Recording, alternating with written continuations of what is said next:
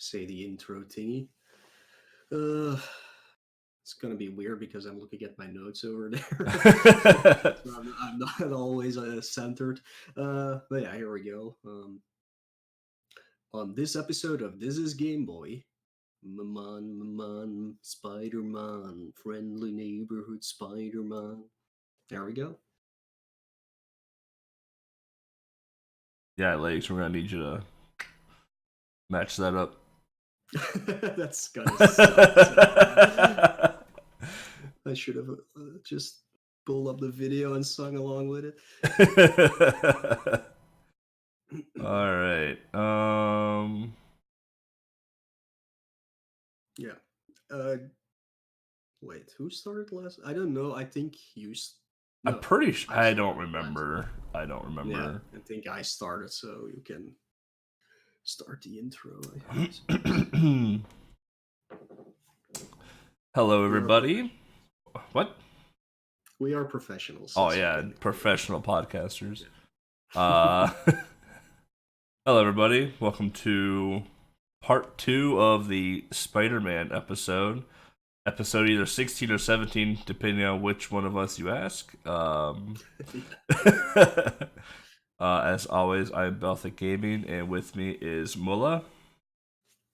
Hello, and I'm actually waving to the people who are watching this live because it's our second time we actually record one of these live. So yeah, Mo wanted to do a live episode for this because we wanted to show off some Spider-Man paraphernalia. So yeah.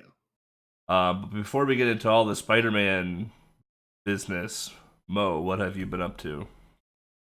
I've been playing quite a lot of games actually.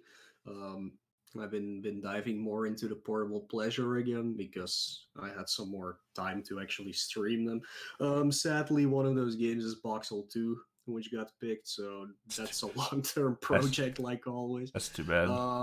Yeah, I did it a little bit better than I usually do puzzle games, though. I try to do 10 stages each stream and then just play something else afterwards, if I still have the time, that is, because the levels are getting increasingly harder, of course. So last time I was only able to do 8 stages in an entire stream. So, but yeah, I'm getting through it. I think I have around 35 stages left to go or something. So, and then it will be done. Sadly, not forever because I do not have a video of me beating Voxel 1. So eventually I will have to redo that, but yeah, that's very, very far into the future at least. So yeah, like I said, I have been playing other games besides that just to get my brain not melting on me. So I did Primal Rage. Most people know it as a Super Nintendo game or a PS1 game even. I don't remember what it came out on. It's blah.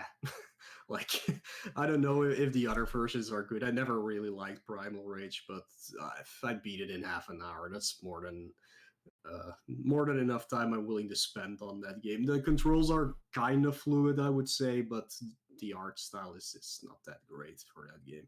I played Rugrats the movie. Oh, I'm sorry to hear that.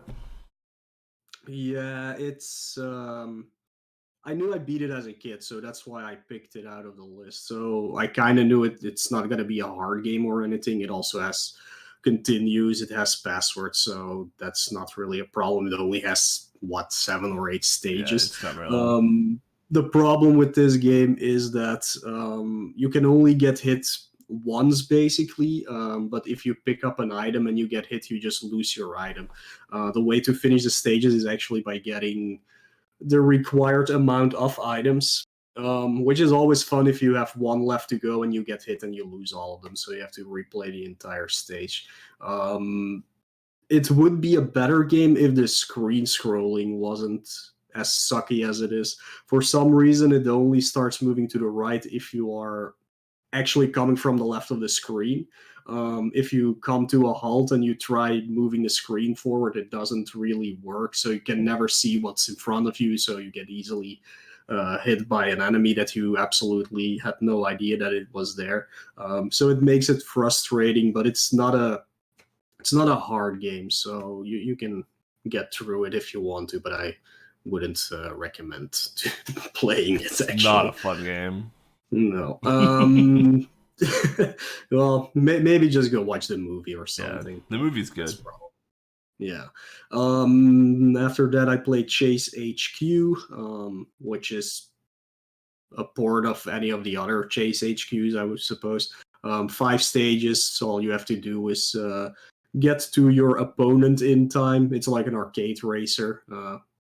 I think it was an arcade game, actually, when it first came out. Then you can, of course, keep on putting money into the machine. Sadly, you can't do that with this game, of course.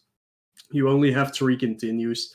I made it through it on my first try, but it could have easily not have happened, to be fair. So I was lucky to get through it in one go. It's not hard or anything. It's just annoying in the later stages because there's so many things you have to avoid, and I don't think the hitbox is correct, at least not in this board. But yeah, whatever. Surprise.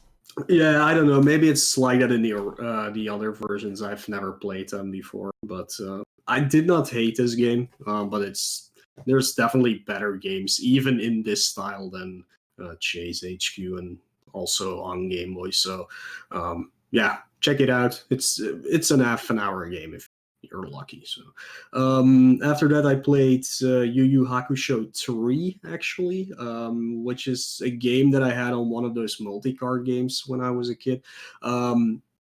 I always loved that game. It's really cool. It follows the 3rd arc of the anime. I have no idea what's happening because, one, I have never seen the anime. I actually started watching it this week. Because of me playing those games, it was kind of interesting to see how it was. It's a beat 'em up / RPG, maybe. Like, you can compare it to the just released River City Girls, where you level up your character.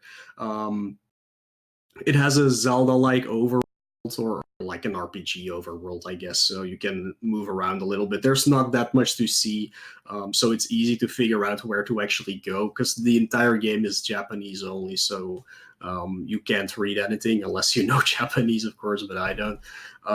But yeah, I made it through it. I knew that I'd never beat it because of the final boss, and the same problem happened again. Like, I got stuck on the final boss for quite a while, but eventually I beat it. I think the game just forces you to level up your character to the max. I think I was level 9, max is 10, so I was able to defeat him a little bit before that. But the rest of the game does not really require you to do that, so I don't know. Maybe there's some cheese method that you can use, but I couldn't find it, at least. I played the first game as well, which is actually just a fighting game.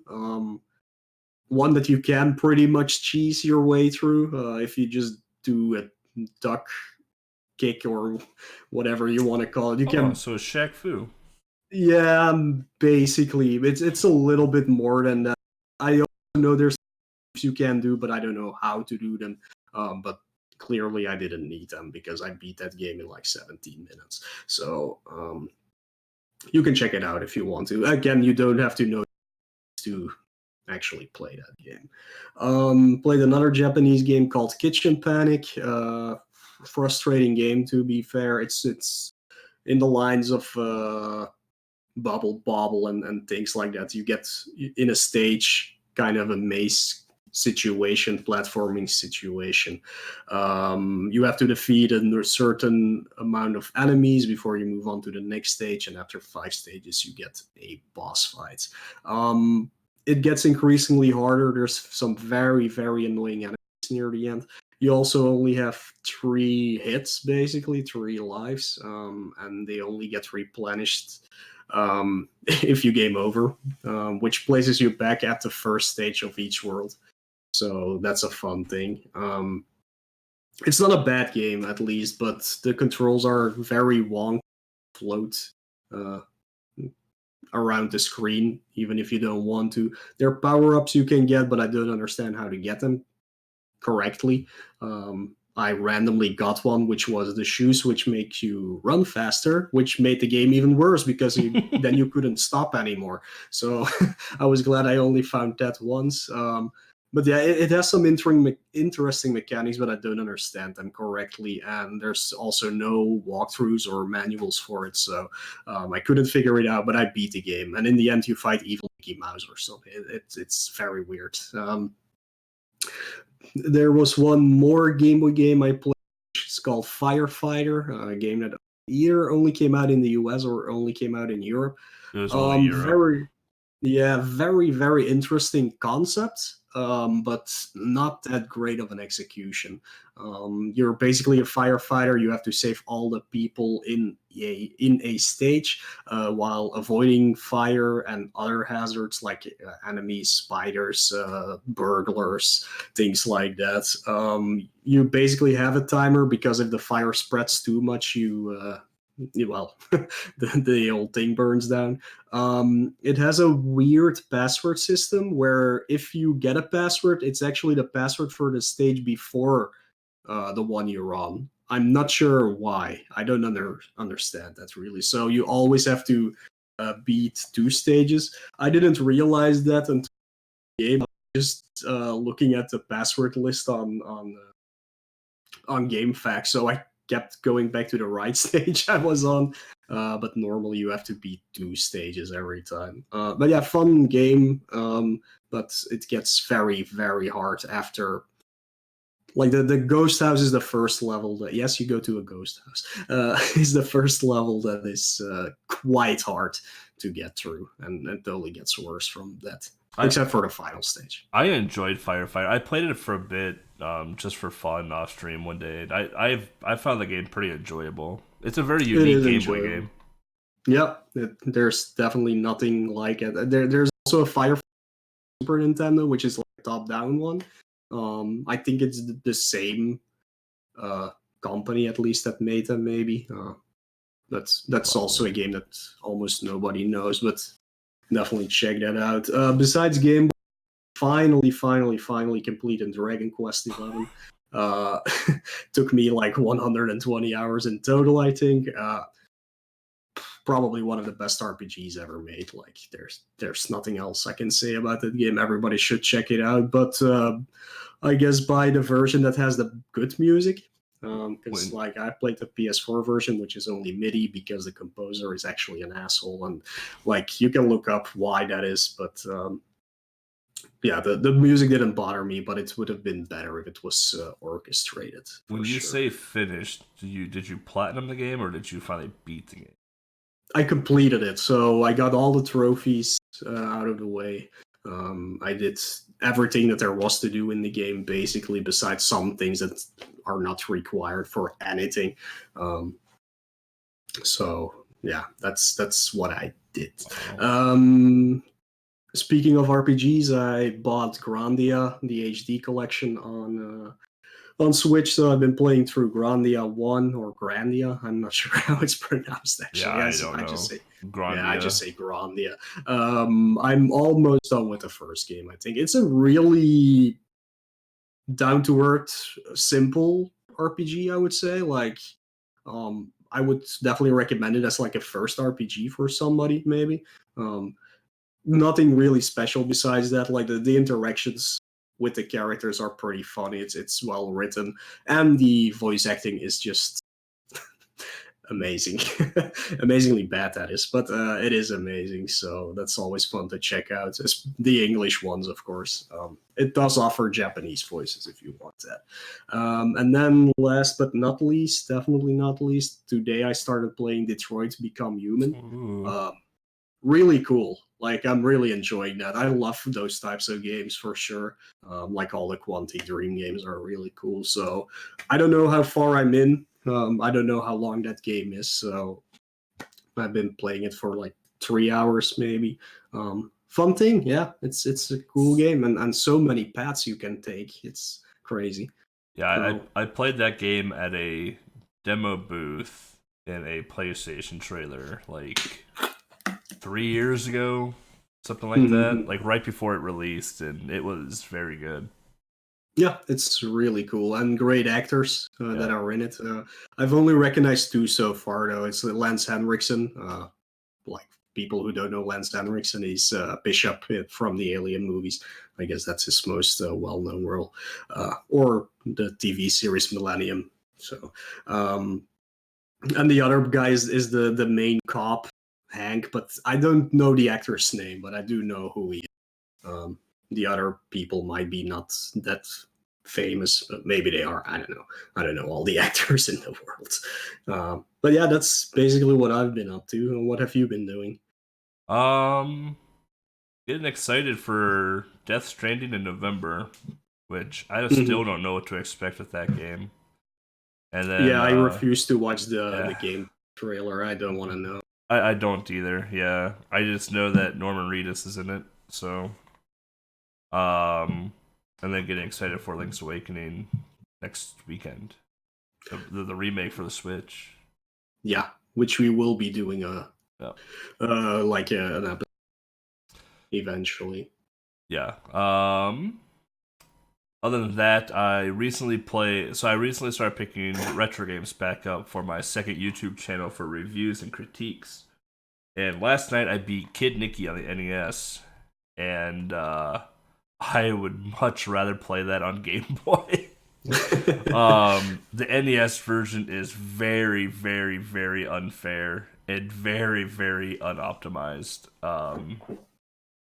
It's a game like the first like half of the game is really long, and then it just seems like the developers gave up or ran out of time, and like the last like 4 stages are just like seconds long.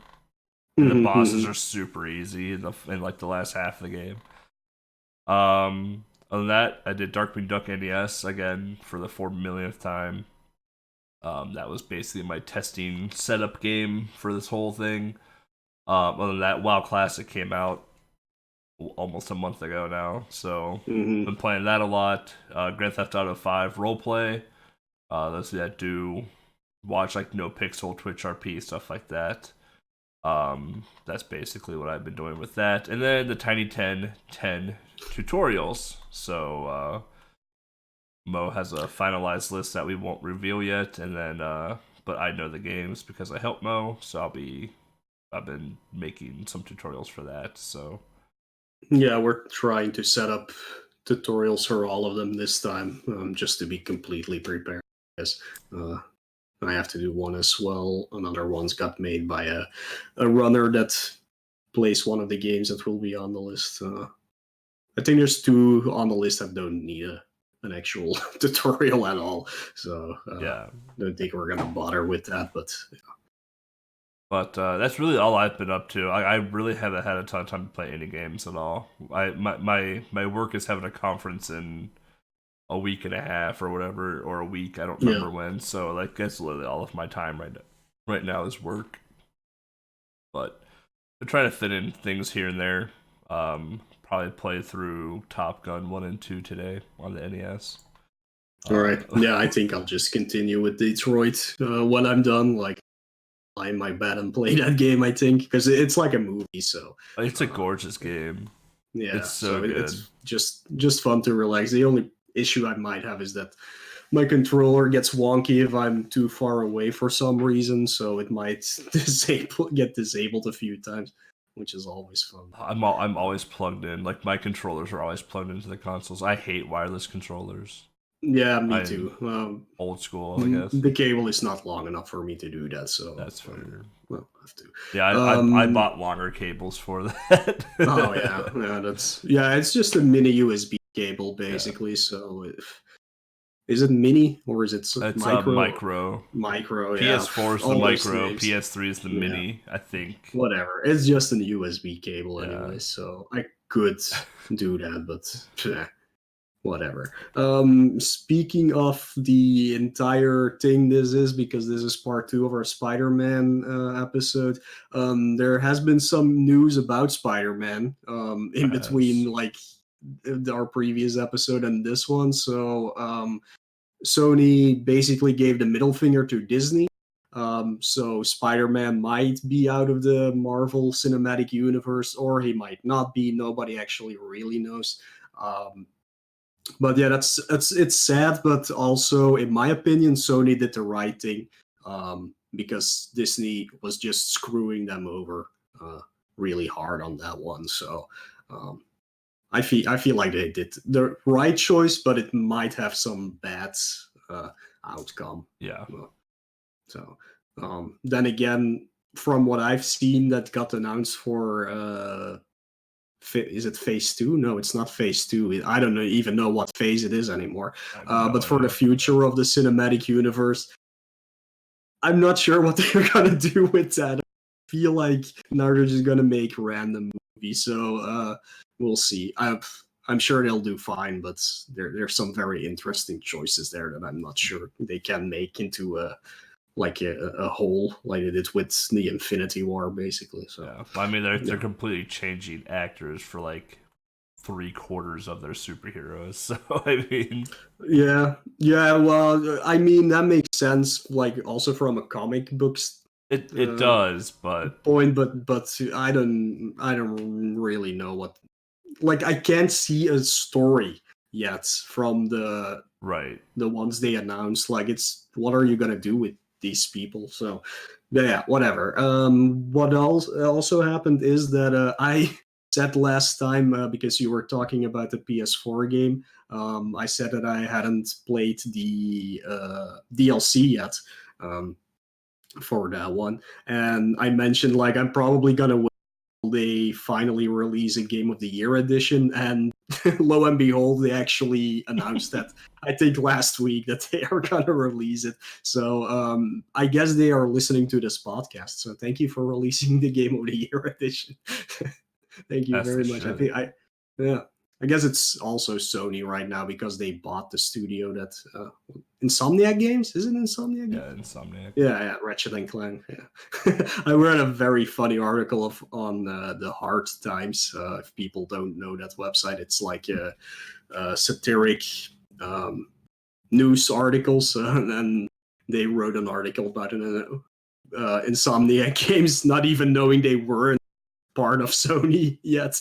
Oh, that was a really good, funny story. Should probably check that out if you can. It'll be good too with Sony keeping everything Spider-Man. That pretty much ensures us that there are going to be future PlayStation exclusive Spider-Mans, basically as well too. If Spider-Man would have went to Disney, that right goes out to pretty much anyone that's willing to pay money for it at that point, and it could just be developed by anyone. Like they could make a sequel to the existing Spider-Man and be done by a completely different company and release at a completely different, rate, basically. With Sony keeping Spider-Man, that basically says like, hey, like Insomniac, you can just keep making this game if we tell you to, essentially. Yeah. So, yeah. I think. Right, I think it was a good choice to keep them or keep Spider-Man, but I think long term, I think the movies may suffer a bit. I don't think they'll be as high quality as what they currently were. Only because Sony doesn't have a very good track record for movie creation, but their game should be very good. So, yeah, at least there's that. Can't wait for the fourth origin story of Spider-Man in 5 years, because yeah, that keeps happening for some reason. Poor Spider-Man. Spider-Man portrayed by Macaulay Culkin. That would be a weird one. Well, I mean, pizza delivery and Home Alone, pizza delivery and Spider-Man, it makes sense. Sure. But yeah, so today's episode, like we mentioned earlier, is going to be the second half of the Spider-Man games. So we're going over Spider-Man 3 and a very, very lesser known Game Boy Spider-Man, Spider-Man and X-Men, which is probably more well known for Genesis and Super Nintendo. But we'll be talking about those when we come back after the short break. Yeah, the break that you can't hear now, of course, because this is live. Well, I gotta hear music, so I gotta find music for legs. Yeah. Now you guys get to see how I choose music for our thing.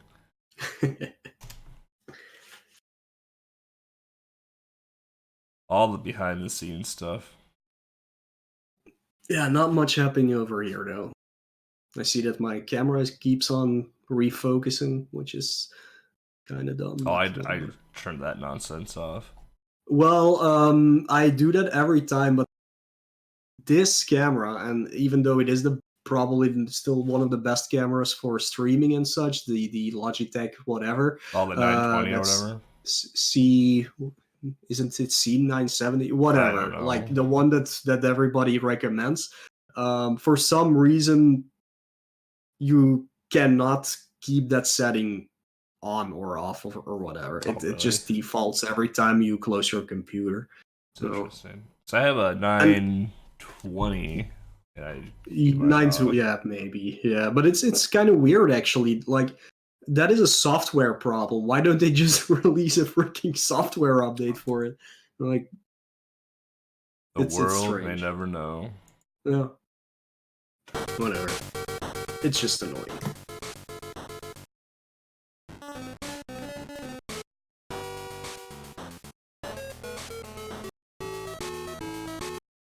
Spider-Man 3 does not have good music. Not really, no.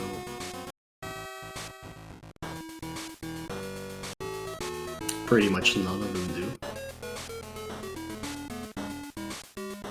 That's true. That is true. Even though, who the hell was it that did Spider-Man 1? Was that Dave Weiss? That was the first one. Yeah. And even that music was bad. Yeah. And I love Dave Weiss.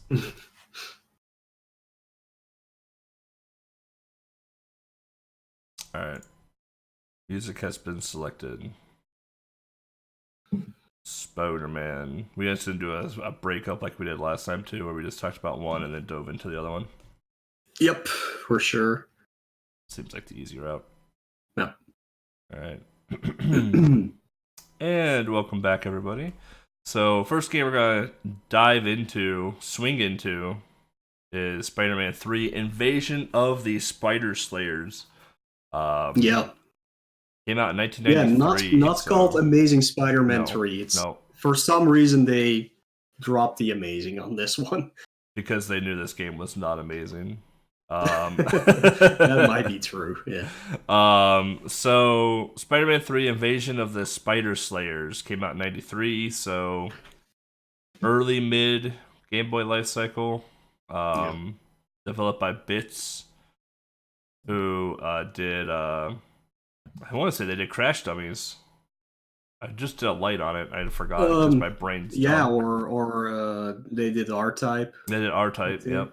They did our previous episode, Last Action Hero. Oh yeah, that's a good game. So yeah, published by the greatest publisher of all time, LJN. Yeah. Made great games published great games like True Lies and Alien 3.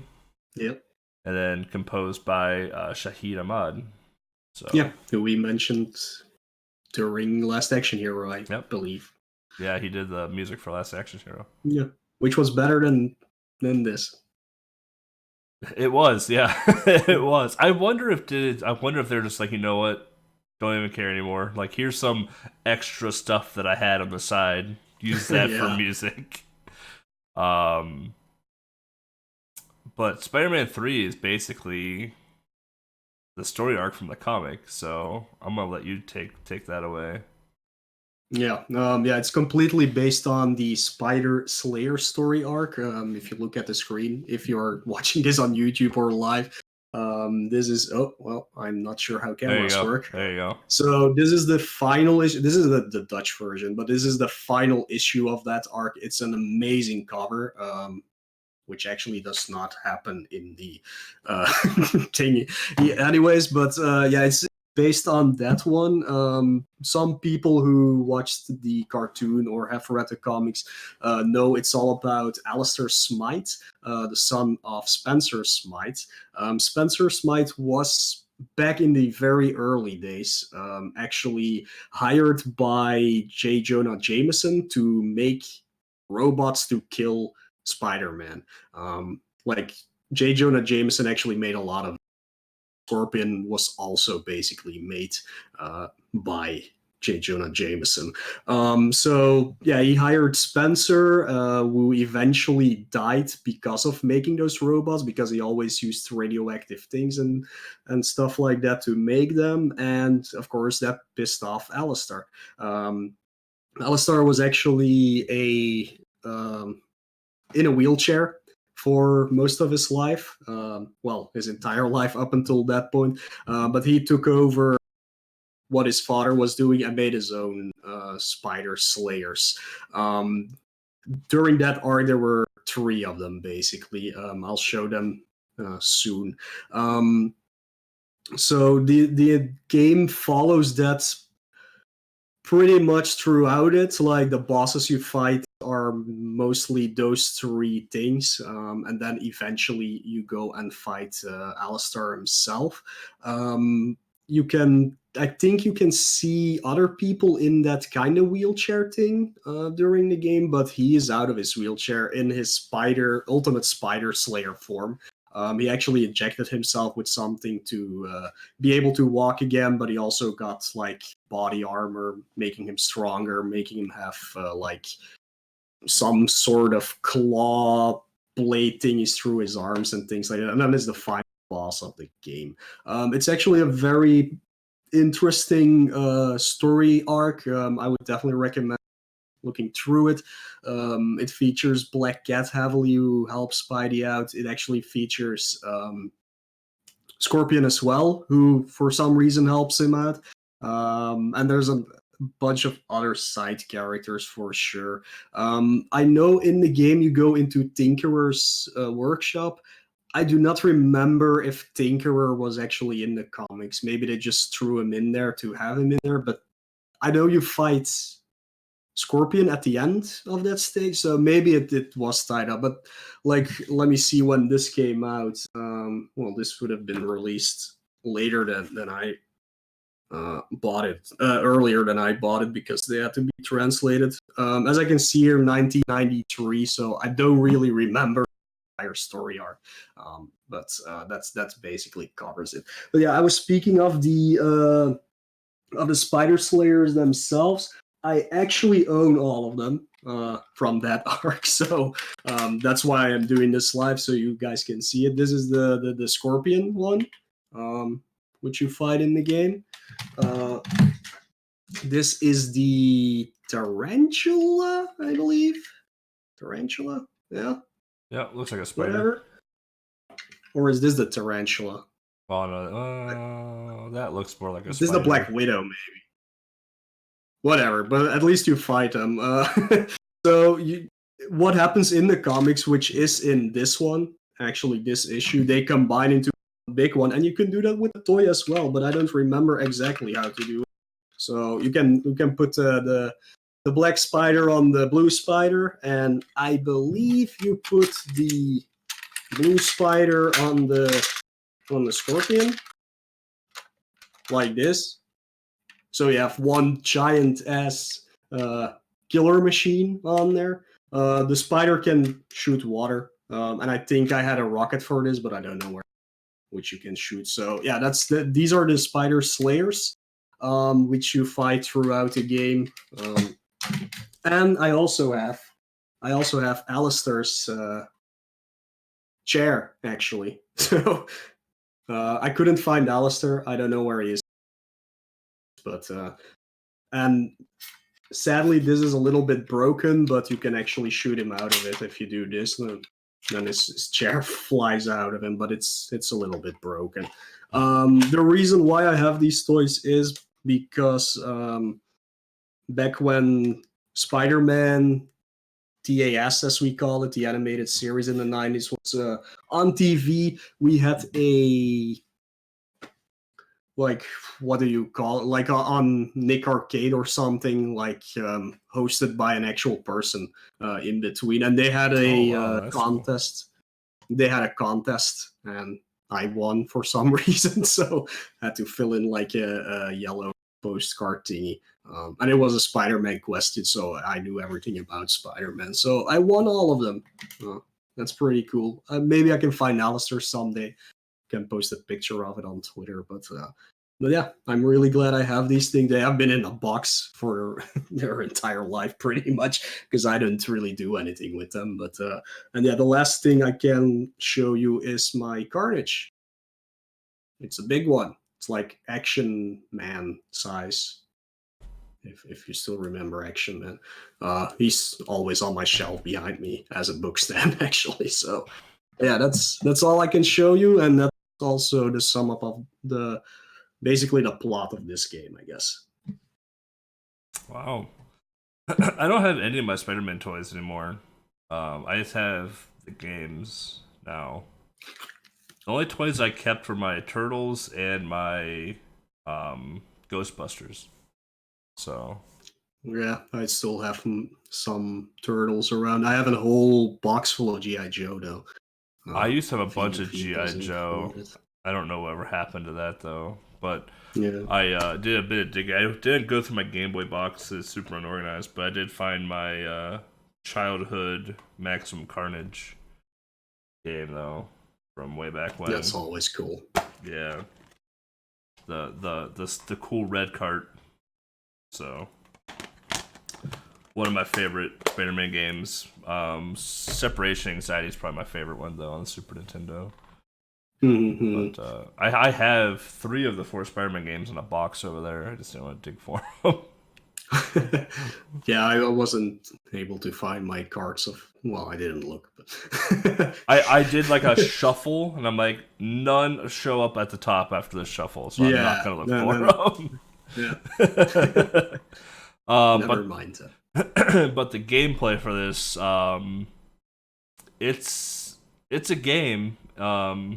That's for sure. It's a pretty interesting game, I'd say. Stage 1, you have to kill a number of henchmen and aliens. So basically, since it's LJN or Spider Slayers, since it's LJN, it's Alien 3 with Spider-Man in it, and we all knew I was gonna make a reference to Alien 3. They're just Spider Slayers, probably like a random thing. They're not even alien. And then you end up fighting a bird, and I don't remember much. Like, I don't know much about the Spider Slayer arc of things. Like, I never got into the Spider Slayer stuff at all.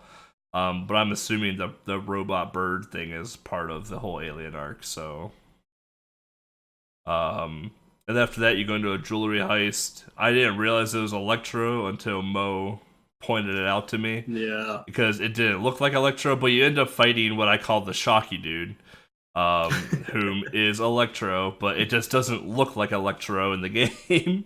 At least not to me. And then you go into a lab while a jet is bombing you, so that's fun. Yeah, that's the Tinkerer's workshop. Yeah. And then when you get into stage 3, stage 3-4, you go into this exceptionally slow auto scroller. It is brutally slow. And just brutal. It's hard, yeah. And then at the end of it, you fight the scorpion that Mo just showed you on stream. For those of you watching this live or will be watching on YouTube, which I found that scorpion to be super hard to fight. To be fair, mm-hmm. And then you go into a construction site where you fight. I call it a spider tick, but I think it's the Black Widow that you showed. Yeah, I think so. Yeah. And then the scorpion gains 200 pounds and throws balls at you after that. Yeah, that's no, that's the and then in the end they combine. So he gains 200 pounds and throws balls at you. And then you go into some secretive place. You fight some guardians that look like Spider-Man in a bumper car. So yeah, that's those guys in a chair like I showed, but a simpler version of it. Basically, Smite escaped from an insane asylum and took a bunch of inmates with him, and he locked them up in that chair, and they're all like very smart, so they actually built the stuff for him. Yeah, and then those are those guys. and then you fight Smite at the end, who I just call Scuffed Silver Surfer. And he's super easy compared to every other boss in the game. He is just laughably easy. Yeah. Absolutely. So that's like the levels for the game. As for the gameplay itself, I believe you do more damage if you kick people in the head. Is that I think that's how that works. That not really super sure about that. Actually. Yeah, I feel like there's different values depending on where you hit them. Like I feel like it took more hits to hit them in the body than it did hit them in the head. But in the head is way too much work. So, outside of that, the controls, they're not bad. I feel like they're more stiff than they are fluid. Yeah, they're basically the same controls as Spider-Man 2. To be fair, the only thing that changed is the web swinging. Actually, yeah. Outside of that, though, it's pretty similar to Spider-Man 2. Yeah, it's made by the same team for sure. They just did some things differently. Where the second one was more of an explorative game, this is more of a stage-based game. Straight linear. They try to make it very varied, I guess. Like none of the stages are the same as another stage. Like the first one is basically a search stage where you have to find the correct enemies and don't hurt the innocent people. Then you go into a mini boss fight with one of the spider slayers, I guess. I don't know which one. None of the ones I showed, at least. Then you have to climb a building. Then you have to like climb the inside of a building because Electro has to like short circuit it's always something different at least. But the execution isn't that great. It's very, very hard sometimes to figure out where to go. Especially the quote unquote second stage where you have to climb up the building. That one is a complete mess. And also something why a lot of people actually never continue with this game because they just get stuck in that level. It also has a limited lives and continues, which makes it even worse actually because it's a really rough game. It's really rough. Yeah, the one thing I did like about the game more than anything was that it felt like each stage that you went through felt like its own separate like episode or comic throughout the game. Like a lot of times our platform will have one story and every level bleeds into the finale of that story. This felt like an actual like section piece of a series. So like you fought off the first Spider Slayer, then you fought Electro, then you fight the Scorpion, Black Widow, the combination, and then Smite. Like you fought, but each episode or each level felt like its own edition of a comic or its own episode that eventually led to an end all be all finale. Yeah, so I thought that was really cool. Absolutely, yeah. Even though this isn't the best game, I do really like it. I'm not sure why, but yeah, it always spoke to me. I guess like I never had it as a kid. I borrowed it from a friend, but yeah, I don't know. I really liked this. I could never get past that climbing stage though, because again, it's crazy hard actually. The whole game is hard. I find Spider-Man 3 to be the hardest of the Spider-Man games for Game Boy. Absolutely, yeah. Like the amusement part, crazy hard, but that's just one section of the game. This game is just from the start. It just throws everything at you, and yeah, it's crazy to get through for sure. Yeah. And then the cover art. I actually think the cover art for this is pretty cool. Don't mind the $29.99 sticker on the stream because that's the best cover I could actually find for this game. Yeah, it's a hard cover to find. It is. Weirdly enough, it is, but it's it's an interesting cover in the fact that I think I mentioned this last episode of Spider-Man 2, is that they started adding the addition of comic. And then later on, you'll see Marvel comics associated with the Spider-Man video game covers as well too. So you can start to tell that they started to adapt Spider-Man games to either specific stories to the comic book series themselves, or associating the games with a comic of some sort. So that's cool that they started to actually signify that. Also, the Spider-Man 3 cover, it looks like a comic book cover. Like, it even has like a comic book box annotation underneath Spider-Man's armpit that says "Invasion of the Spider Slayers." Mm-hmm. It might even be one of them. Like, I only have the one I showed, so I don't remember the other covers of that arc. But it might actually be just a cover. Yeah.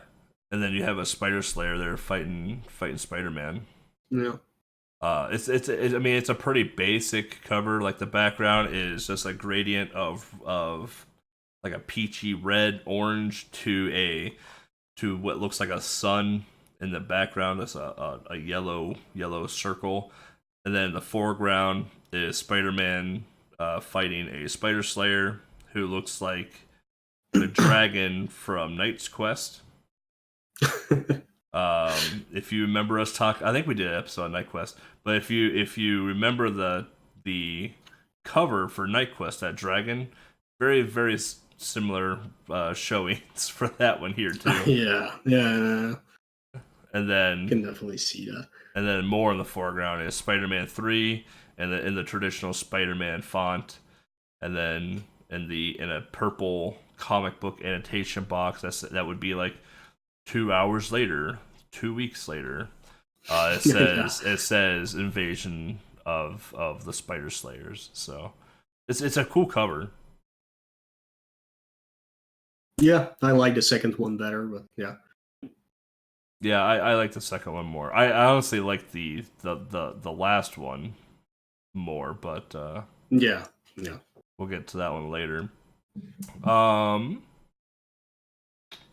Did we do history? I don't even know. Did we do history with this too, or did we take a break and then go back to that? I don't even remember. No, we do it completely per game. All right. I have no history with this game at all. I knew it existed. I played it for the podcast. The only other time I played this game was to help some speedrunners try and figure out damage values on an old DMG Game Boy, like the old Great Brick. But that's all I have for history with this game. So, yeah, I briefly also touched upon it a little bit back. Yeah, I didn't have it as a kid. I played it when I borrowed it from a friend and got stuck in the climbing stage, which is stage 2. So when I was a teen, I was very happy that I could finally get through that stage, but I couldn't beat the game. Like, I think I made it to the first part of the Tinkerer stage and couldn't get past that. I did beat it a few years ago, and then again for portable pleasure. I feel like this is really a it makes you feel good if you actually beat it, though, because it is a really hard game. It's definitely not the best one, but yeah, it's very satisfying to be able to beat this game. So I would recommend it from that regard for sure, and yeah, just because of the variation as well that it brings. So yeah. We can do a quick speedrunning segment. This is the most popular Spider-Man speedrun for Game Boy. Yeah, absolutely. Like, a lot of people picked it up, like, I would say a year ago. Like, Lex, our producer, also picked it up, and a few of her friends followed. It has some very interesting mechanics for the speedrun. Like, besides just getting through the stages normally, one big thing that really helps if you know the speedrun, that auto-scroller part can actually be almost completely skipped, because what it wants you to do is get to the stage and then jump out of the roof, actually, up onto the roof to fight Scorpion. But the thing is, the hitbox of that opening is across the entire stage. So the first moment you have that you see an opening in ceiling, you can actually just jump through. So I didn't I know think that. That's pretty funny. yeah, it's fantastic that they did that. So I think you have to get a little bit further in the auto scroller, but then you can just jump out of it and it's over. So that's really cool. Oh man. All right, so we're going to take another quick break here. And when we come back, we're going to dive into the fourth and last Spider-Man game for the Game Boy. A very probably not well-known Game Boy Spider-Man game at all because I didn't even know it existed on Game Boy. So, yeah, stay tuned for that one. Yeah. Speaking of that, I'm gonna lower the. Have fun. So yeah, viewers, you can take a bathroom break, I guess, or something. No, viewers can't go anywhere. They gotta keep sitting in their chairs. Yeah, watching. they gotta keep staying here. Yeah, no, but I'll be back.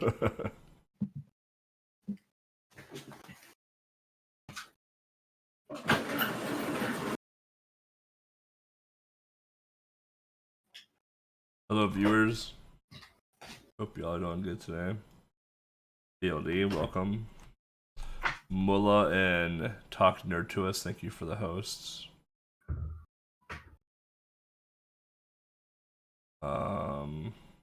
Ariel, welcome. Hello. I saw someone ask why is Shaq Fu connected to everything. Just wait. I'll find a way to connect Shaq Fu to the next game too. Oh, I don't want the Super Nintendo version. I don't want the Genesis version either. That's the version I played as a kid and I hated it.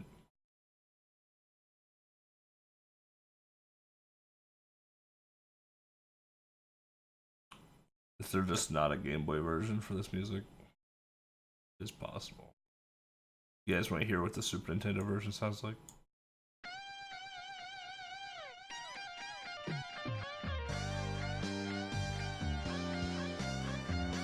That's the title for the Super Nintendo version. This is what the Genesis version sounded like. This is what I played growing up. It sounds so bad. The Super Nintendo is way better. Oh, this is awful.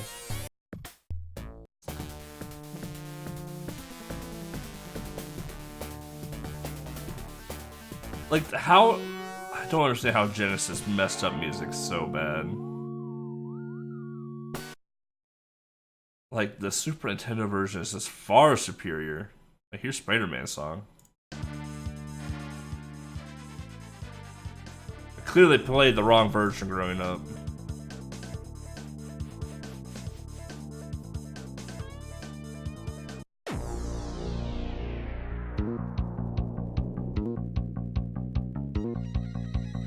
This music slaps, made on the Super Nintendo.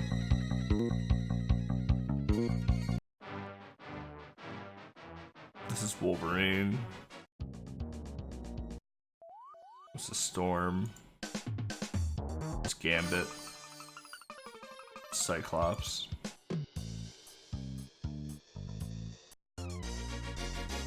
This is what Game Over sounded like on the Super Nintendo. It's much more ear-piercing on the Genesis. You guys ready? So awful. It's so bad. Ick. Oh, I don't understand why the Genesis had just such garbage music.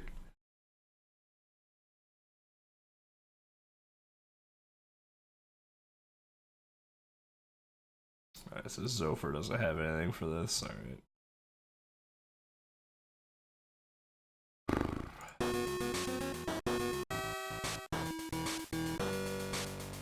I think I used 6 in the last episode. There's 1. I don't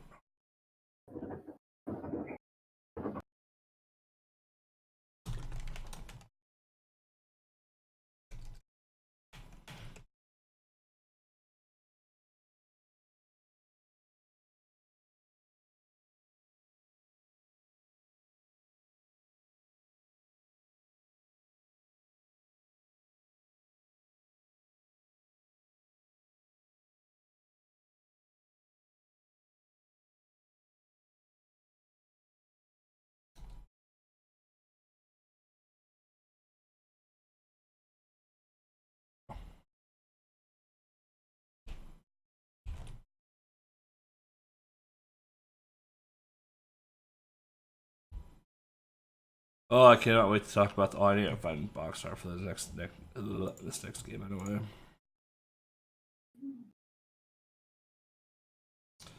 Around most cities had to lower his blinds. It only takes 1,000 years to lower. There he comes. There you go. That's a hella blurry image.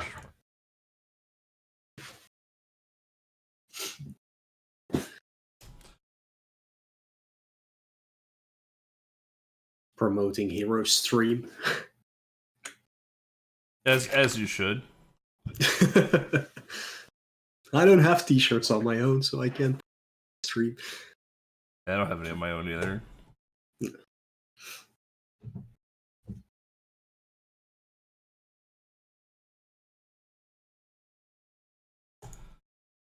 Nailed it.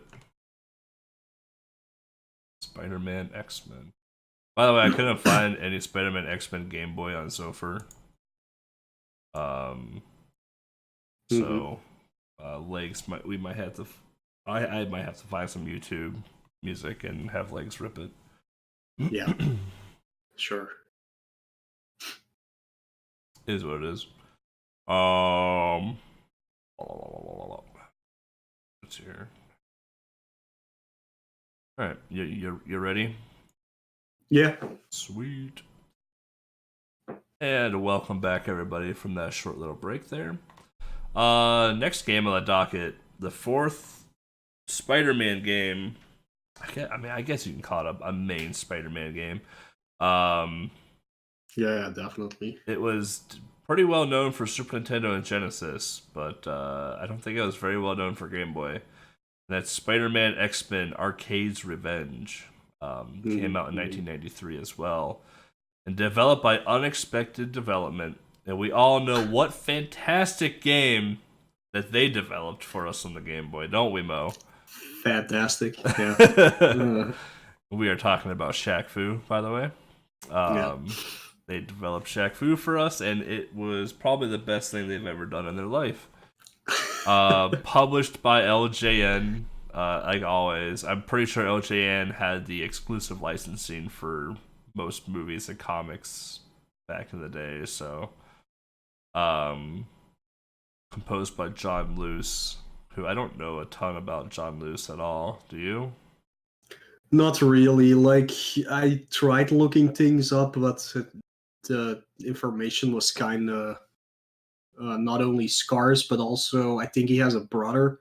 So I think they mixed up the name, so it might even be his brother that did it. But at least on his IMDb page, you can see that he did Spider-Man X-Men, but I think it's a Super Nintendo version, so I'm not exactly sure if he actually really made the Game Boy songs. Maybe he did. He also did RoboCop versus Terminator for Mega Drive Genesis, and some other lesser known games, Mysterious Island. I don't know what. He did Spot the Cool Adventure. It's a fun game. So yeah, it just did a few things. Like, it says he was on the sound department for Spider-Man X-Men. So does that mean he is the composer? I'm not sure. It's always hard to find information on composers, so I'm glad we already found a name that is associated with it, at least. Yeah, so the plot of this game. Yeah, is there a plot? Not really. Like, it's not based on comics, at least. No. Arcade is a not well-known either at Spider-Man universe, although he did come from Spider-Man, but mostly from the Marvel Team Up, the very first edition of that, which Marvel Team Up was always Spider-Man plus another superhero. It was always Spider-Man. Even then, he was the most popular one, so the team up was always with Spider-Man. This one was with Captain Britain. I don't remember anything about Captain. Like, I guess it was just for the UK people, like Captain America. Here you can have Captain Britain. So yeah, that's where Arcade first appeared. He usually makes like contraptions like the Riddler in Batman and things like that. It's all games and riddles and things like that. After that, he showed up in the X-Men a few times, but I don't read X-Men, so I don't know what happened there.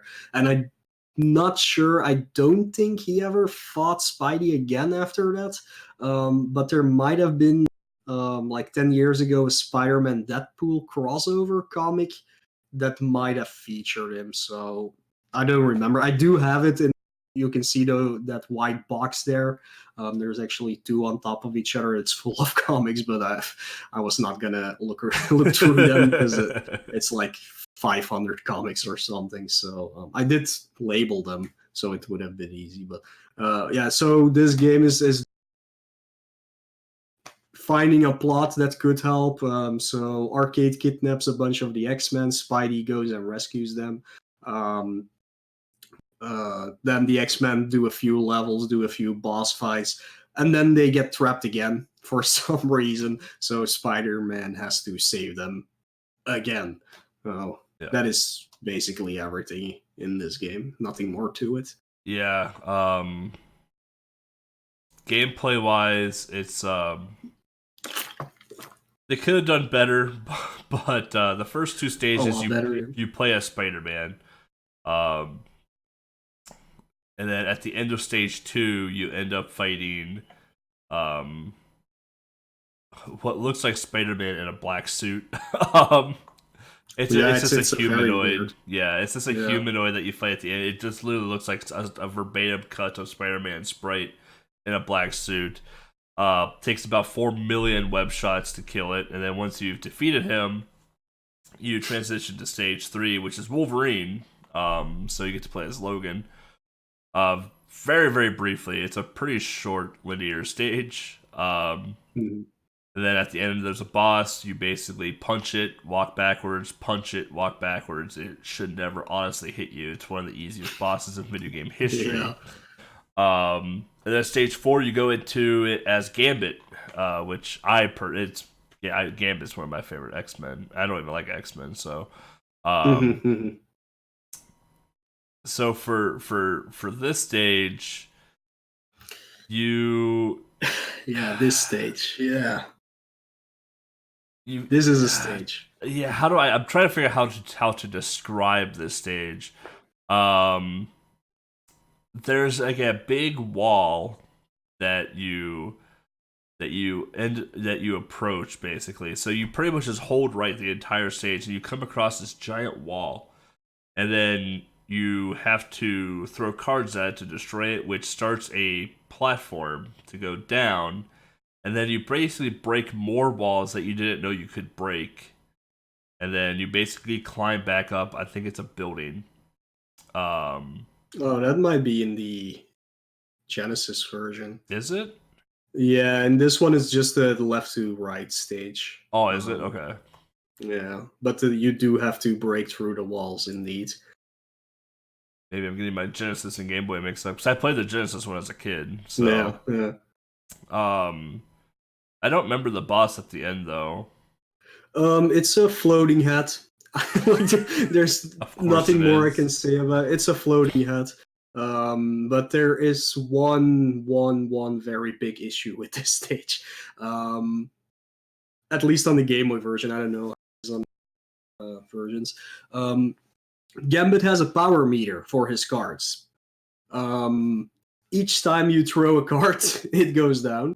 The only way to refill it is by killing enemies, and then being quick enough to actually catch the card that floats out of it if you destroy them. Here is the kicker, though. When you try to get through those walls, there are no refills. So you have to have a full bar, because you have to basically open up 5 parts of the wall on the Game Boy, at least. And it takes like 5 cards to hit those parts of the wall. So you run out very, very quickly. If you miss a few times, you're basically stuck and you have to kill yourself. That's all you can do. The only attack you have with Gambit is, of course, throwing those cards, even though Gambit should have a staff or whatever to to use. So yeah, when you come across the boss, you probably don't have any cards anymore because, well, you had to go through a wall again. The boss spawns little enemies in a cycle, which you have to destroy, and then you can get cards back. But if you don't have any cards, you can't do that. So yeah, this is a horrible, horrible mess. I got stuck on that stage for 45 minutes. Luckily, there's an easy way to get alive there, so you at least don't game over. But guess you can game over in this game, and there's no. So, Nope. Yeah. sure ain't. Yeah. So it's horrible. It's just complete garbage. Yeah, I remember the Game Boy version now. It's like a floating card. It's a king card basically. Okay. Oh yeah, it's a card. It's a floating king card, and it drops like these little spheres to the ground that turn into those chompy boys from the first Mutant Ninja Turtles Game Boy game. Essentially, it's what they turn into. Yeah. And then you basically throw a card at them, break them, get your card refill. And then you don't want to like spam into the boss because if you run out of card power up, like Moa said, like you're done. Like there's no way to get more card power back. So you need to at least save like some card power up to break the enemy at the end to get more power up. And then again, that boss takes 4 million hits to kill too. Yeah, he's the strongest boss in the entire game as well, which makes it even worse. And what's also fun, which is what happened to me. I actually soft-locked the game there because he shows up when you're still actually going to the arena where you fight him in. If you just... It doesn't happen every time. Like, I actually made a save state there so I could check it out, how it actually worked. But if there, at some point, if you just stop moving to the right and he comes in from the right, moving to the left of the screen, but he goes back, of course, because he's just going... well, back from left to right. Yeah. So if he goes off the screen, then when you're standing still and you move over, he's just gone. And there's nothing you can do anymore because you cannot kill yourself there because there's no pits or enemies or anything. You're just stuck there forever. That's quality programming if I've ever heard it. Yeah. So yeah, then you go into the next stage, which you can play as Storm. Something to we'll get into that in a minute. Something to note too is that from stages I think like 2 or 3 to like 6 or whatever, you can pick who you want to play as. Yeah, for sure. So start with Gambit. That's all I can say. Yeah, start with the Gambit. So you can do that, but you very much want to choose the right person for the level. So the next stage you're pretty much playing as Storm. And if you've ever played Barbie Game Girl on the Game Boy, when you get to the mermaid stages, that's pretty much what it looks like. Storm is pretty much in a swimming formation, and you pretty much hold right, and there's like a little spinny wheel with some spikes on it that you shoot lasers out at, and then you break it. And then you pretty much move on to the next stage.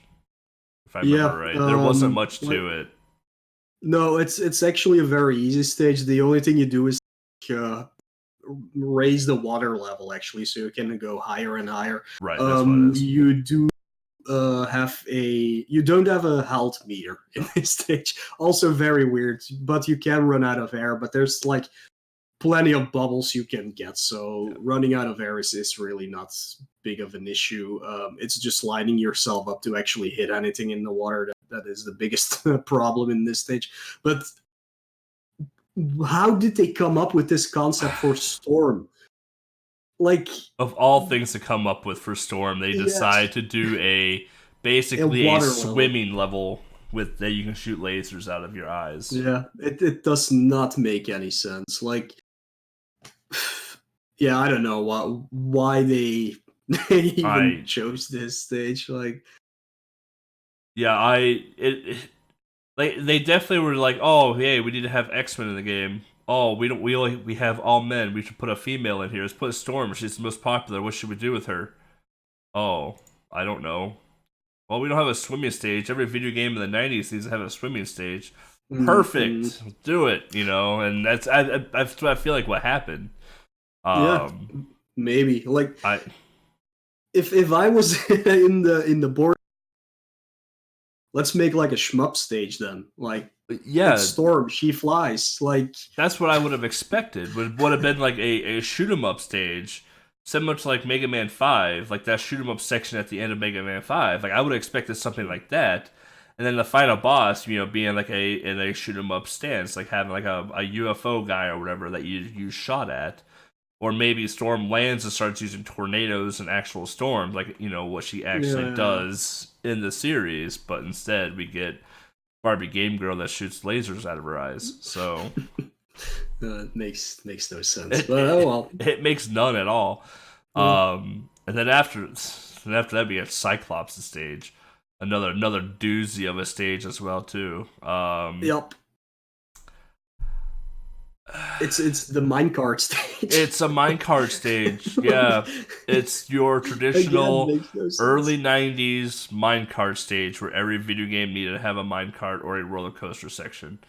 Um, and then once you get to the end, you fight. I forgot his name with the big helmet and the shield, um, body armor rather. But you can basically be like halfway across the screen, and your lasers will reach him. And honestly, Yeah. you literally can tank most of the hits that he throws at you because you have such a huge health bar. Yeah, most of the bosses are super easy to just like spam kill, except for the Gambit one because he has a power. Yeah, Like Gambit, you can't at all. And that, it's yeah. just weird. And then after you defeat him, you go into, I guess it's the next stage you can call it, where you get to play as Spider-Man again. Um, and here you fight, I believe it's Arcade, Yeah. in the end. And as you start the stage, you fall down a little bit to your first platform, and you can see your X-Men helper friends on the side, kind of like highlighted in white. Um, so basically, it's how do I describe it? You fight this robot at the very bottom of the ground, and then it'll break into smaller robots that you need to destroy, and then yeah, and then I think, does Arcade himself come out, or is that another robot? Yeah, he comes out and then Okay. he like does a multiplication thing or something. There's one real one and one fake one, but you destroy both of them.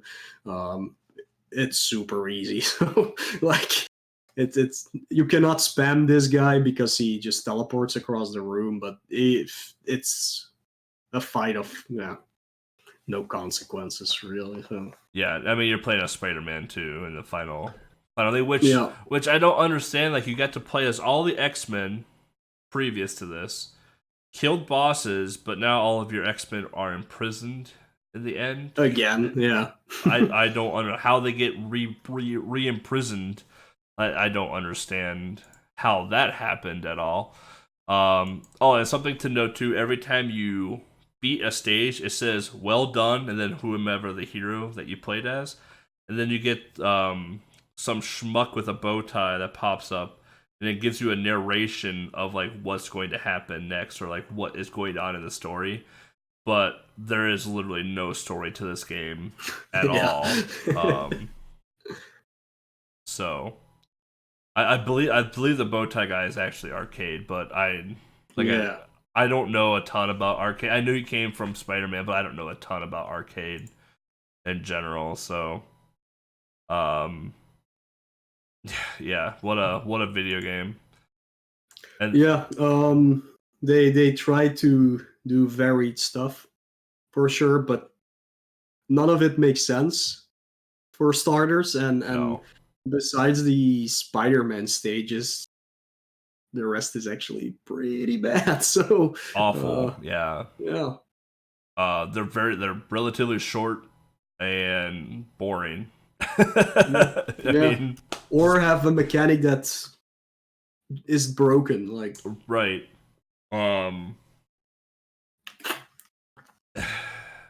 Yeah, I mean, and then at the end you basically have a little cutscene where all the heroes interact with each other, and then basically at the end, I believe it's Cyclops that just says, "Let's go home, boys," and then it rolls the credits.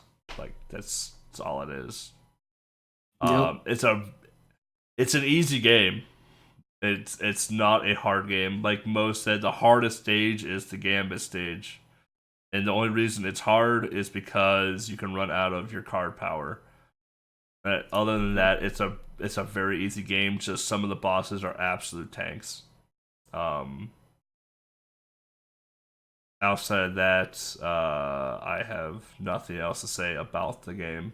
Gameplay wise, it has no continues. You can't game over. It doesn't have any continues at all. So you can start from stage one again if you game over. Um, you can get one ups along the way. I think they're just drops or just like items that you can collect through the stages. Yeah.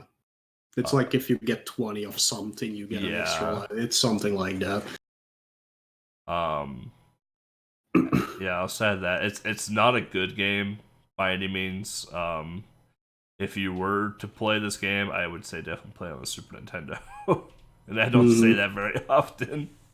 Yeah, even though Amazing On is not a great game, this one is the worst of all of them. Like, I would not recommend this game. I would play the first three, because those are actually fun for some reason, even though they are. But this one is just, oh no, it's just not good. It was so funny how this game came to be too, because I personally thought there were three Game Boy games, three Game Boy Spider-Man games, with the honorable mention of the Punisher. The Punisher, what the heck is the full name of that game? The Punisher, Ultimate Payback featuring Spider-Man, whom only shows up in the first stage at the end. And I was like, oh yeah, and then Mo was like, oh, there's a fourth Game Boy game for Spider-Man. I'm like, what is it? And then he says Spider-Man X-Men. And I'm like, is that the same one as the Genesis version? And he's like, I don't know. So I like, well, all right. So I popped it in because I had to play it for the podcast, and I was just like, this is literally a port of the Genesis version with worse levels. The Genesis version isn't good either. Like I said, if you were to play the Super Nintendo version, the music is 100 times better on the Super Nintendo version than it is on the Genesis version, because Genesis couldn't do music at all. But yeah, I grew up playing the Genesis version of this game, and I think I beat it as a kid. It wasn't very terribly hard as a kid either. And then Mo told me about the Game Boy game, played it, and I was like, oh, this is not a good video game by any means at all. Nope. I have yet to play the Super Nintendo version, though. So maybe I'll someday play that. I haven't played either of those, so. But yeah, that's my history with this. Do you have any history with Spidey X-Men? Nope, not at all. Like, I knew it existed. I think I have a card even. It's a cool cover, so it's probably one of those games that I picked up. Like, oh, it is a neat cover. It's an expensive game now too. Kind of surprisingly, probably because it's just not a well-known game for Game Boy. That it says 15, 20. Yeah, that it says Spider-Man and X-Men on it in Marvel Comics, so that already is going to grant some extra money for collecting it. But as for the cover, I really enjoy this cover a lot. The background you have arcade in basically a TV screen hanging from the ceiling. And it looks like there's lasers being shot from somewhere in the background towards Spider-Man, Storm, and Wolverine. And then as you get more into the foreground, you have Storm, who looks like a female version of Silver Surfer. Not much detail to Storm at all. And then in the bottom left corner, you have Cyclops. Bottom right corner, you have Wolverine. And I think at the very bottom, behind the Nintendo logo, is Gambit. It's hard to tell. I cannot see that, but There's something back there, but I don't know what it is. I assume Gambit because he's nowhere else in the cover. I think it's just Wolverine's arm, to be honest. Oh, it might be. Where's Gambit then? I don't. Well, his stage was so bad it didn't even. There is nothing of Gambit on the cover, but yet he is one of the heroes you play as. Fantastic, yeah. Fantastic. And then more in the foreground, you have Spider-Man front and center. Web slinging over Wolverine and past Storm. And then at the very top, you have a Marvel Comics rectangle, basically, with Spider-Man underneath of it, just associating it with the Marvel Universe, basically. Yeah. And then Spider-Man X-Men and the normal Spider-Man comic font. Spider-Man with a red border, X-Men with a light blue border, but it is Spider-Man red and blue. Outside of that, again, the cover looks like it could be something from a comic book. It looks cool. It's just a lot of the people lack detail except Spider-Man. Yeah. And it's missing Gambit. Yeah, I don't think he's on there. They could have even put him in the Marvel rectangle instead of Spider-Man. Yeah, they could have done something for him. But yeah, this is definitely was made it's a Spider-Man game. It's not an X-Men game. Oh yeah, no, it's very much Spider-Man. You can clearly see it's Spider-Man. So. Even the Spider-Man stages were better than the X-Men stages. Let's just be fair on that too. Outside of that, I didn't find any speedrunning information about the Game Boy version anyway. I don't think anyone knows this game exists. Nope. I don't think anybody has ran it, so... Free world record. Yeah, if you want to. There you go, speedrunners. Have fun. It's a short game. It's easy. It's short, but it's not fun. No, it's not fun at all. So yeah, any last words on Spider-Man X-Men? I never want to play it again. That's probably not true. I might play it again. I want to play the Super Nintendo version. I want to see what the Super Nintendo version is like, because then I would have played all three versions of the game. Yeah. No, I think that basically wraps up Spidey X-Men. It's just no. Yeah, and like I said, with I don't even have words for it. It's a real disappointment compared to the other three games, and even really those weren't great, but they were better than they have something going for them at least. And then this one is just run of the mill here, make something and produce it. And at least they actually had a story. The first three. Yeah. And then I'll do a quick honorable mention. Like we said earlier, the Punisher Ultimate Payback featuring Spider-Man. So Spider-Man makes an appearance towards the end of stage 1 of the Punisher Ultimate Payback, and that's a rail shooter, arcade shooter. And Spider-Man basically says, hey, we need to save these innocent people. Kill the bad guys, and I'll swing in and save the innocent people. You get 2 alternate endings to stage 1, depending on what you do in that game. If you choose not to kill the civilians, Spider-Man will swing in on his web, collect them, and go off screen, and he'll do this until basically that section of the stage is done. And at the end he'll say, "Hey, good job saving people," or like, "Hey, I saved everyone," yada yada yada. If you decide to kill the civilians, Spider-Man scolds you at the end, and that's it. You never see Spider-Man again. Yeah. No matter what ending you choose, you don't get to see Spider-Man again. So, it definitely featured Spider-Man. Yeah. I mean, they didn't lie. They did not lie. So there is that. If you want to play, if you want to see Spider-Man at least in the game, but not play as him, you can play the Punisher, which is a very fun game. So Yeah. 20-minute game. So. Well, if you know where things if you are. Don't die, yeah. Like, I'll say it's a game you. I think we did talk about it more during one of the Tiny 10 episodes. So yeah. So yeah, when we're gonna take another short break here. When we come back, we're going to talk about some events coming up here. It is basically the middle of the marathon season for speedrunning and retro gaming. So definitely a decent amount going on. And it's fall, so no one's gonna be outside anymore because it's getting cold. And then any questions we may have, either from Twitch chat or Discord. And then the typical outro.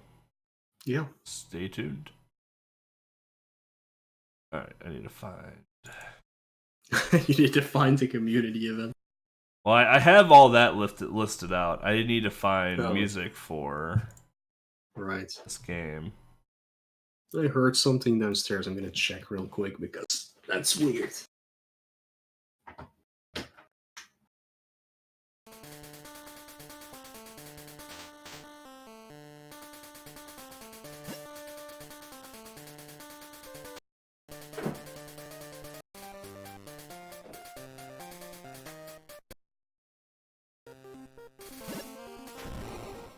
That's Gambit music. Wolverine.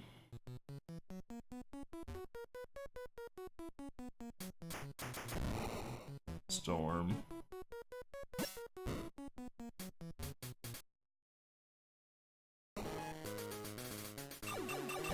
Cyclops.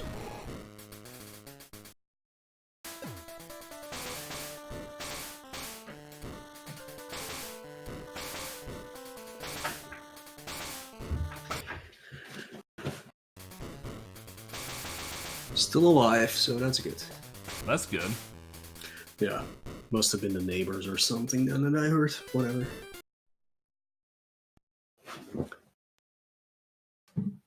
Alright. Share. Start at that time. Sorry, legs. But Zopher doesn't have it.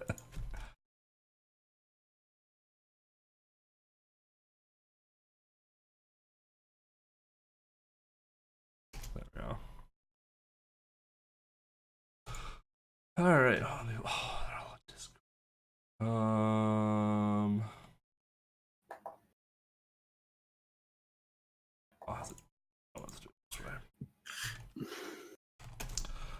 One moment. Yeah, I have all this stuff in Discord because people message me like, "Hey, can you give my thing a shout out?" Or "Hey, can I do this?" Or "Hey." Oh, okay. Which is fine. I have no issues with that at all. Are we in September already? We are. Okay.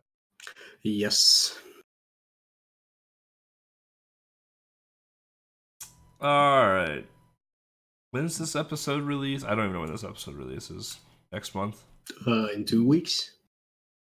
The 28th. Yeah. Oh wow. All right. Cool. All right, welcome back, everybody. So yeah, community events coming up here. So we got Distant Star Cares.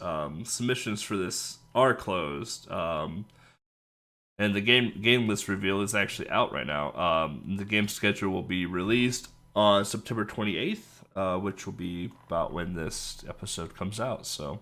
The marathon is from October 31st to November 3rd.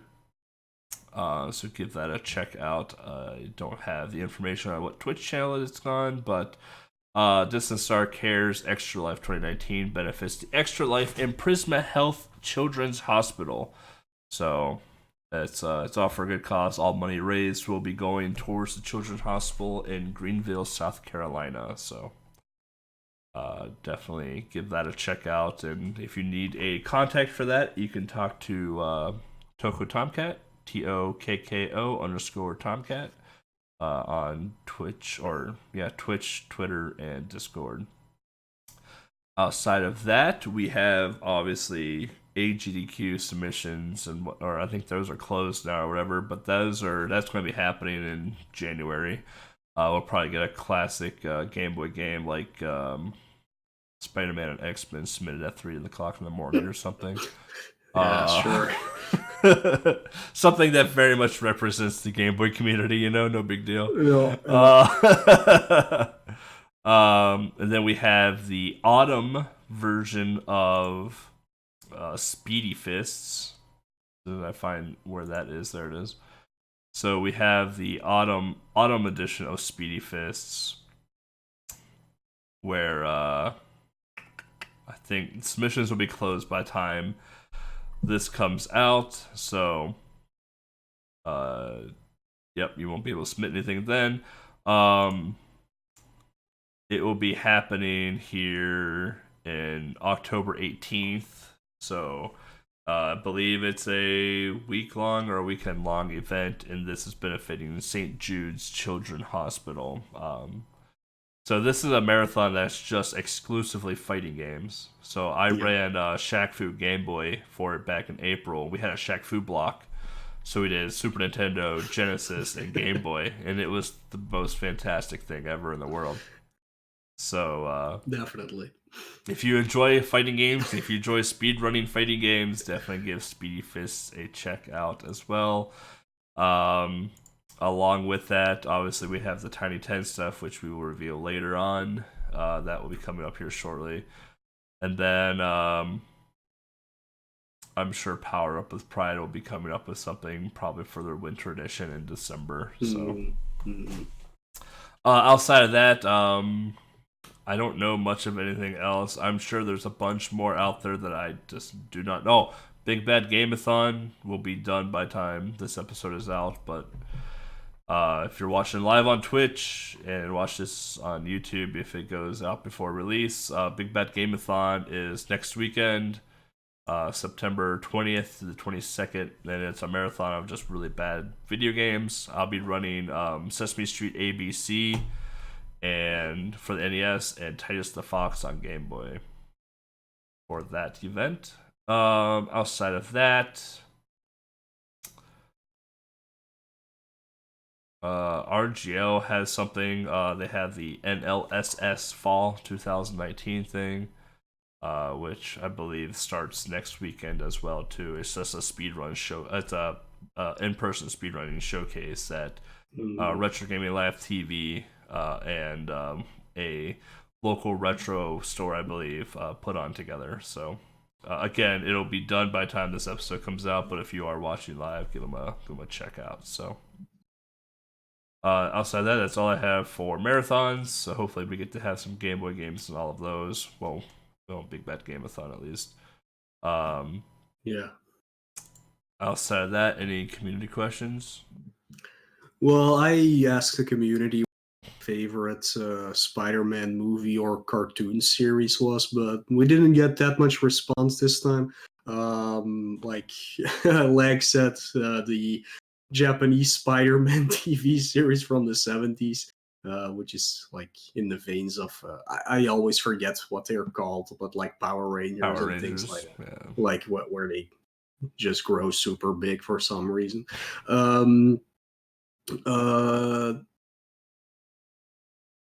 Getting through these things here. I just saw your GIF of Spider-Man trying to backflip off of a wall and landing on his head. It's a good one. So good. Yeah, it's pretty good. Toucan Sam said Spider-Verse, Into the Spider-Verse is the best Spider-Man put on screen so far. I do agree with that. It is absolutely amazing. Best Spider-Man movie, or Spider-Man animated movie at least. I do also love the cartoon series from the 90s where I got these spiffy toys from. I have them all on DVD. also the X-Men actually from that same era. Those are really good cartoons. Yeah, I'm trying to see. Yeah, nobody actually really commented more on it. If I were to choose a best live action Spider-Man movie, I still haven't seen Far From Home, so maybe that one, last one. It's a good But movie. from the ones I've seen, I would say Spider-Man 2. That was a really good one. It's a good movie except for Mary Jane, 'cause I don't like the new Mary Jane. But Yeah, right. we've gone through that conversation already. Yeah, but besides that, I think that was the best one. Yeah. Yeah. Fun things in that. Yeah. My favorite series is the is it the Ultimate Spider-Man, the one where Doc Ock steals Peter Parker's body? Was that the Superior Spider-Man or the Ultimate Spider-Man? Do you remember? I don't know actually. Because the series I like the most, Spider-Man series I like the most. It's not a cartoon, I don't believe, at least not yet. Is Spider-Man Doc Ock fight, and Doc Ock's body is dying, or like Doc Ock is dying. Yeah. Oh, you mean, and then Doc Ock literally like puts his brain into Peter Parker's body, that's and Peter. Superior. Okay, yeah. And then Peter dies with Doc Ock, and then basically you have Spider-Man Doc Ock at that point. Yeah, it's a really cool series. It's very dark, but it's very good. Yeah, if I would have to choose my favorite arc from the comics, I really like everything that has to do with the Jackal, actually, which everybody seems to forget because he's never in movies or games. But the Jackal basically was one of the teachers when Peter was in high school. And when he was dating Gwen Stacy, but he the teacher fell in love with Gwen Stacy, and it's basically his fault that she died and not Green Goblin. But that's an whole other thing. But yeah, so because it's a really complicated storyline that spans basically everything from the start of Spider-Man up until now, even. But he makes clones at some point of Spider-Man, and Scarlet Spider comes out of that, and Kane comes out of that. And people really hated that in the 90s, but I absolutely loved it. It's super overcomplicated, but Scarlet Spider is basically my favorite Spider-Man. Yeah, besides, of course, the normal Spider-Man, but yeah, I really love Ben Reilly. I think that was really fantastic. So yeah, if you want to read that, good luck. It's basically 200 comics if you want to read the entire story. But yeah, I love that. I would say my favorite Spider-Man cartoon was the one on MTV back in the 90s. I don't know. It was just called Amazing Spider-Man. The animated series. Yeah. That was my favorite Spider-Man cartoon growing up. So, but I was at the age where like I understood a lot of what was going on and watched MTV. So I was a rebel at that point too. I mean, it was a good cartoon. I wish I could find like a DVD or like a Blu-ray of that entire thing. So. Yeah, it should be on Amazon normally. Like that's where I got them from. It's not like Amazon owns Twitch or anything. Not like Amazon pays us on our separate accounts. The heck with Amazon. But yeah, the one story I'm very curious about though is the Spider-Man PS4 story with Osborn being Venom. Yeah, how they're gonna play that out. Yeah, I'll be very curious to see, because that was a shocker to me at the end. I was like, whoa! I'm like, why? I'm like, this doesn't happen in the comic books. No, I was like, oh, here we go, Green Goblin. That's what I was figuring too. I was like, oh, we're gonna get Green Goblin. Here we go. Oh, there's a symbiote on the screen all of a sudden. Okay. Yeah, it's just gonna be fun. At least, I hope so. I hope so. I'd be curious to see how they pull like a Carnage into this too, and everything else. So, and put the Jackal in, please. Put the Green. I want to fight the Green Goblin again. I don't. I'm basically tired of Green Goblin and Doc Yeah, Ock. I mean, get It's that. always the same guys. Yeah, but I mean, like, we think about how cool it would be to fight the Green Goblin in the newer Spider-Mans. Like, you just hang on his hovercraft and like swing up and kick him in the face, and like, there's so much Yeah, cool things you could do with that fight now. Almost like the Vulture fight in the first Spider-Man PS4 game. sure. Yeah, but maybe I would prefer like I don't know. They have a lot of villains to choose from, so Yeah, but they always pick the same they ones. always Yeah, pick the same ones. which of course they pick the most interesting. Which I understand, but like Alistair Smite. Put some Spider Slayers in my game. Like, why not? I still want to see. We will never see it now because Spider-Man is not part of Disney at this point. But I would have loved to have seen cameos from the Marvel universe in Spider-Man PS4. Like, I think it would have been cool to see like Captain America, maybe not in full captain's outfit, but just as him Yeah. walking down the street, or just like having little cameos like that down through the game. I think that would have been really cool to have. That would have been a nice tie-in to the whole Marvel thing. But we will never Mhm, have that mhm. now. So Yeah, well, I think they can use a lot of characters if they want to, but yeah, we'll see what they actually do with it. Like, can they use the Punisher? He's tightly related to Spider-Man, but he is his own thing. So that's true. yeah, it's yeah hard to establish those things. Like in the span of 2,500 Spidey comics that have come out over the years, they have plenty of options to Oh choose yeah. from at least. And it would be cool if they picked some lesser known villains that actually have cool storylines. One that is nowadays completely forgotten. The last time you saw him was in Shattered Dimensions, was Craven the Hunter. Oh yeah. Uh, like yeah, villains like that never get their moment to shine. Then again, Craven the Hunter is a character, but yeah, I don't know. Could be cool I to mean, see more of those. they could take a game in a whole nother direction too, where they basically kill Peter and Miles becomes And Miles Spider-Man. becomes.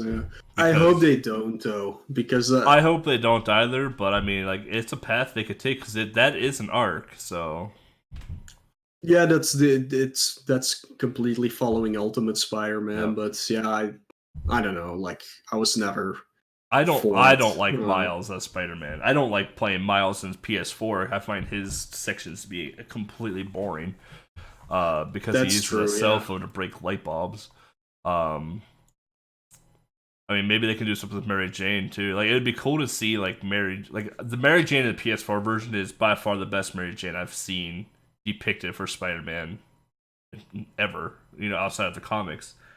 I really want them to push that character more if they do another game for Spider-Man.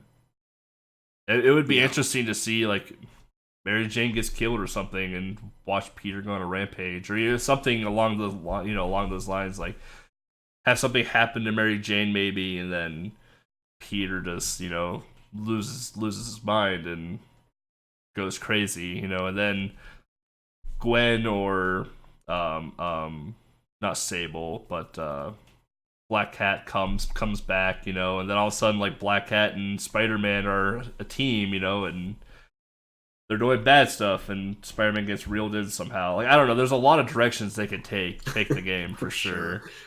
Yeah. Yeah, we'll see when it comes out. It won't be that long. I give it I give it a year for reveal, and then 2 to 3 years for the actual game. Yeah, maybe it will be a PS5 game already by then. Yeah, PS5 is going to probably be out in 2 years, so So we'll see. But yeah, they can definitely still make some very cool, and I'm looking forward to them for sure. yeah. So yeah, with that little tangent, we haven't had that was our first tangent the entire episode. Yeah, pretty much. Oh man, dude, we're getting better at this. That's all there is to it. So, as always, people listening, watching right now, if you have any suggestions, thoughts on the podcast in general, the episodes, whatever it may be, let us know. We're always open to feedback. We always love to hear what you guys and girls think of the podcast, what we can do better, what you guys are enjoying about the podcast, and keep doing that. Just love hearing feedback in general. Open to it all. As always, too, ask questions, whether it's related to the episode or if it's related to the podcast. Like, how did you and Mo first meet? Things like that. Like, that stuff Mo and I have never really gone over at all, you know? Like, no one really knows how this whole story came to be. So, like, the only people that know is Mo, myself, and Legs, you know? So, yeah. So, I mean, by all means, if you want to know how all that happened, ask us in Discord, Twitter, whatever. Discord's pretty quiet, but once in a while it can get a little busy. We get talking about something Game Boy related or video game related, and it goes off for a while. But for the most part, it's a very nice community, very, very friendly. Absolutely. Yeah. Outside of that, you can find me, Belthic Gaming. There we go. On Twitch and Twitter.